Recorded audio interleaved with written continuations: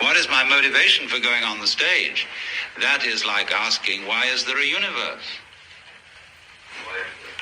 Well, now, if you listened to George Leonard last night, George Leonard explained how children were befuddled by being taught to ask why about everything. Because you always look away from what you're asking about to its antecedents, and that won't lead you anywhere at all. Why am I here? And I answer that question. Then somebody says, well, why that?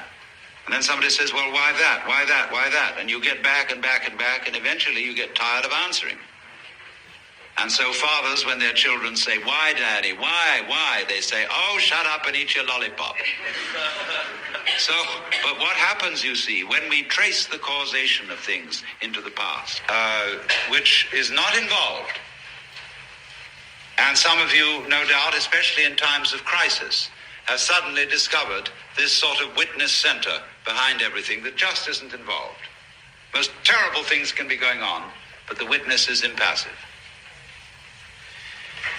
Now, when we go into these states, we've got to be very careful of our descriptive language, because the descriptive language makes the witness seem something apart from what is happening in such a way that if we want to become